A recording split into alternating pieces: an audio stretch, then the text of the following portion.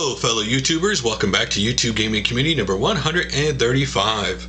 So we're going to get right into our topic for today, and it is based partially off a video, partially off what happened to me, and I'll explain as we go on. So David Hassel 3L Haas video, YouTube disabling monetization videos, vlog 24/11/11, where he talks about how, he's always made videos where he didn't have anything copyrighted and anything, that was wrong, and that he got it, got YouTube kind of, slapped him with saying this thing was copyrighted for one reason on a video.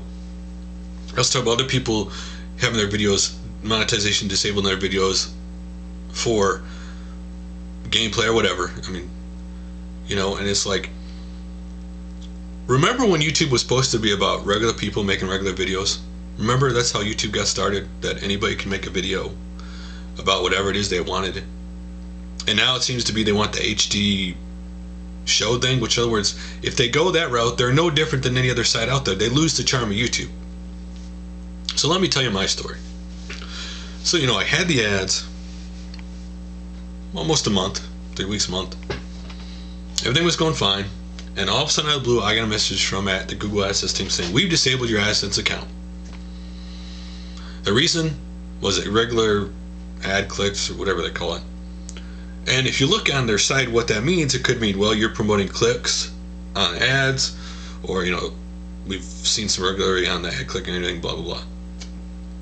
And your only option is to do nothing or to appeal it. So I appealed it. Now in the appeal form, it basically is, okay, you put your number and stuff in it, and then you get to the, what do you think could have possibly, may have caused this? And you put that little thing as, they give examples like, someone clicked your video, it was over and over or something, and then underneath the bottom one is, if you did anything wrong, or you think you know what you did wrong, please tell us. This long space below. In other words, okay Johnny, it's alright to tell us what you did wrong. It won't affect our decision. And you fill all that out and you put in, it says, we'll get back to you in a week. And so they got back to me in a week and they said, sorry, your AdSense account's still disabled. But they said, we did a thorough research, but they never told me why. And this is why I was upset when I got this, was they never told me what I actually did wrong. They claimed in the appeal that they'll work with you, but no point during the whole time did they ever work with me. They never, see, the problem with a punishment system like this with Google is, yeah, we're Google, we're tied, we want you to put your videos so we can tie them to your Google Plus, and we can tie them to this and that and this. The problem is, first of all, copyright, counterintuitive to that, first of all, because at any time copyright can ruin a person's family video history because someone could slap copyright. That, it used to be you put something up in life, in general, as long as you weren't making money off that, you didn't get copyright against you. The companies didn't go after you. Like, you could have a bunch of friends over and watch a movie. They don't go after you because you're watching their movie. But yet online, the fact that even though you're not making any money or you're not making a dime off of it, and you put in the video, it's copyright.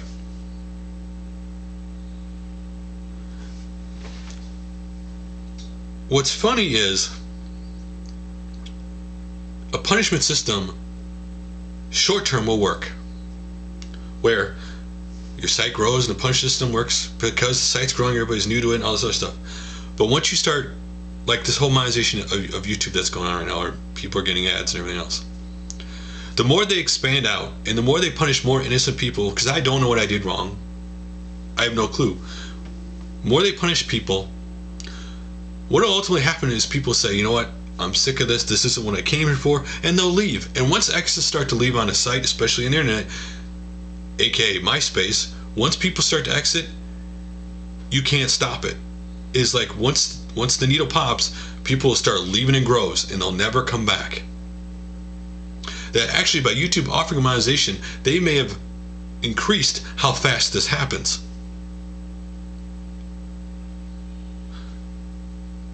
I didn't get involved with this for money. I did this to talk about games I love, and I met a lot of great people. That's why I make videos. That's why I'm here on YouTube. So the monetization thing, whatever, right?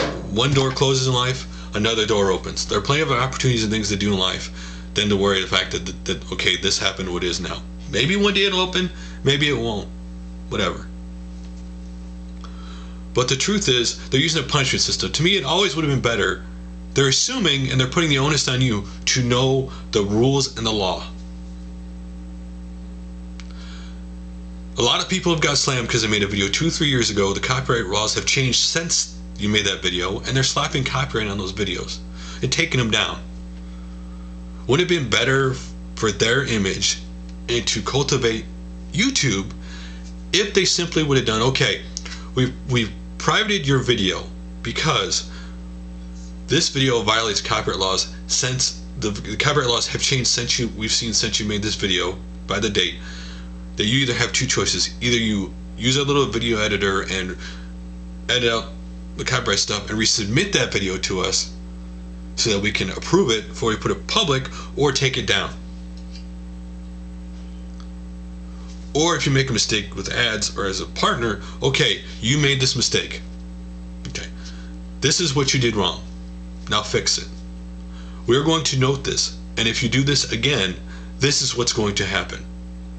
Instead of, you may have made an innocent mistake, or you made a mistake you didn't know of, or you didn't make a mistake at all, but screw you, you're done. Because let's talk about Lego clicks. If someone throws a bot against you and you have in your video, you can lose AdSense. It is so easy to lose it, to be honest with you, for those people who got it. And once you lose it, let me explain this to you. What happens when you lose AdSense? It simply means this: no partnership, no ads. You ain't putting it out. You ain't using Google Sense for your website, a blog, or anything else involved with it. You lose it for everything. They even go so far to explain in the AdSense thing that if one of your relatives were to get AdSense and they may not, if one of your relatives related to you could lose AdSense or have it taken away from them because of what happened to you.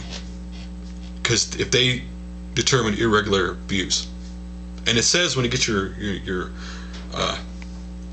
appeal back after they're done looking at it, that Google can take it away anytime, and that once we take AdSense away for irregular views, you can't get it back. So what was the point of going through the appeal process, right? I mean, that's the whole thing I don't understand. If they could actually tell you what you did wrong, but it is what it is. Like I said, one door closes, another door opens. There are plenty of other things in life to do to worry about that. I already have a full-time job. I don't need another one. And I know the problem is with YouTube, and to be honest with you, there are a lot of people in this community who are trying to do it and pushing themselves to try to make money. They want it, they think they're going to make a living off this. And the truth is, most people aren't. It should just be a hobby. So, I've probably gone babbling on way too long on this subject, so let's get to the videos to check out. Some are again, topical videos, and the first one is by ELPRESADOR, Shout Out for Money and Dead Subs for Money.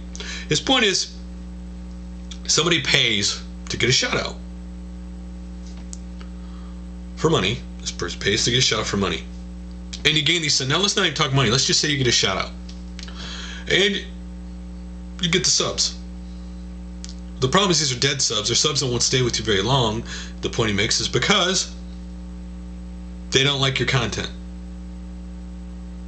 That sometimes shoutouts are not always a good thing. That sometimes shoutouts don't help you all the time, because the truth is, if the person shouting you out and the stuff that you do don't entertain his audience, you really don't gain anything.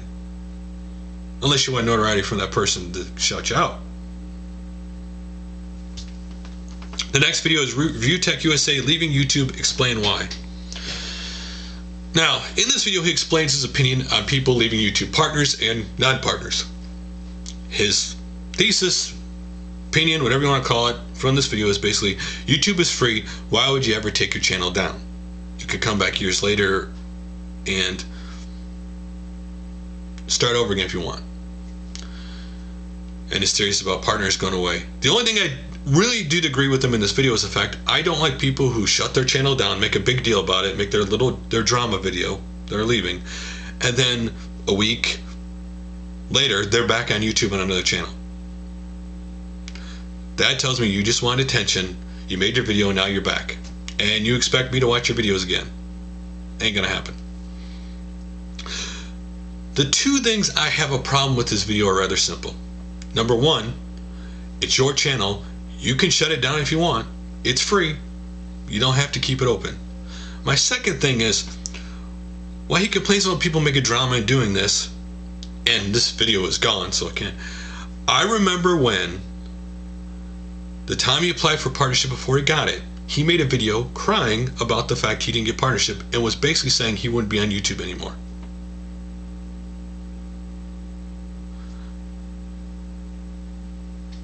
How can you criticize people for doing this when you have done the same thing yourself? That's all I'm saying. There are some good points in the video. So next up is RetroGamerJapanVids Nintendo Family Basic Famicom Basic Overview. If you don't know what the Nintendo Family Basic, basically the Famicom Basic is, it is the keyboard that came out for the Famicom in Japan. If you've never seen it, check it out. It's really cool. Next up is MarkVergeer's Open TAG. What is your favorite LEFT cartridge? For those of you who don't know, LEFT cartridge was in the Atari 400, 800, and XL computers, which I never really played many of them, so I can't really say what my favorite is. And the next tag is IntellivisionDude, IntellivisionDude's underappreciated tag, where basically he talks about the videos he thinks were most of his that are most underappreciated. An open tag for other people to do the same. In other words, a video you're very proud of but thought was underappreciated by people. Maybe views, maybe comments, maybe just in general. Next up is Nemesis3561. Do you think HD remakes are worth it, or are they just a gimmick? He brings up a very interesting point about HD remakes. Why, if you are a collector or love the series, there's nothing wrong with getting the HD remake. But what does the HD remake actually add from the original? Considering a lot of these are PlayStation 2 remakes, they're not that far along since they were released. If they're not releasing any extra content, in his opinion, he thinks HD remakes are a gimmick, and they might be. I don't know how long they're going to last, where like sales are going to be significant to continually make this. It is a way for publishers to have little or no risk in bringing something out to current generation, because there is a fan base for that remake. Though the ones they choose for the remakes make no sense to me, but that's cost prohibitive probably. Next up is JillPooThree, free Christmas music, My Metal Christmas. So he's giving away his 5th album. You can, between now and January, if you go watch the video, there's a link below, you can download his Christmas album for free. So if you like metal, like Christmas, or you like JillPooThree, go check it out. He's also giving people permission not only to download it and listen to it, but if they want to use it in their videos, go right ahead. If that's one guy who doesn't love the community, I don't know who does. Next up is RPGMachine86 Yo, let's talk about Skyrim. He does a really good job. I like his video because he does edit the map in the background and stuff, but he also does his excitement for the game. When someone shows excitement of what they like about the game, it's always really cool. So check that out. And for another Skyrim, NyneVoltGames said, Skyrim 40 hours later, review follow-up with gameplay Xbox 360. So he's put over 40 hours in the game, and he goes back to explain what his opinion of the game is now. He's given the opinion of the game while sitting in a really big TV while the game's on behind him. Next up, Foxy Rocks I999, the game workout part 2. This is a really funny video where she takes some of the games she has and does funny workouts, and it's a comedy video. So if you're interested, if you want a good laugh, check it out. So guys, that's all the videos for now. We're going to get to comments from YouTube Gaming Community 134. Basically, people stealing people's YouTube videos. And the first comment is from the Heartless09. And the comment was, I can't stand video theft as well. Granted, I do take people's work, but I give ownership and only do it for commentary purposes. Now let me explain this. If you give person proper permission and credit, you're not really stealing the person's work. You're giving the person credit. You're saying, this is this person's work. I'm giving them credit, so you're not really stealing it. Next up is MaximRD, and he said, standard license means nobody can use your video. Creative Commons means they can use it only if they give you credit. Standard YouTube license equals users grant only YouTube a license to the content via the terms of service. Creative Commons attribution license, reuse allowed, means that the users may copy, distribute, create derivative works from your video, but only if they give you credit. Your video will only be available in the YouTube video editor. So there's what they actually mean. Next up, Freak Indie's comment was, my video gets stolen all the time. Not really much I can do about it, really, as long as people can still tell it's my video by the LGR name and website in the video. I'm not so against it. I'd rather them ask first. But it's free publicity. When they remove my name and site or use it for spam, that's when I have a big issue. I flag the crap if I see it. And I do, listen, there's nothing wrong if you like say, hey, here's a guy's YouTube video. If you want to see gameplay of the game I'm talking about, go check out, here's a link to the video below. But when you actually edit that person's video to either A, make them look bad, to pass it off as your own and not give them credit, then you're stealing.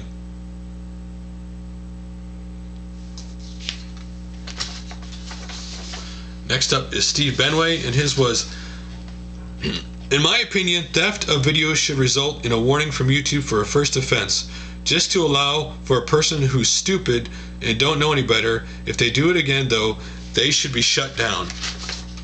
It does, though, have to be proved that they stole the video. Simply flagging won't do. The full procedure where the genuine owner shows the URL of their original video and the URL of the offending video needs to be adhered to.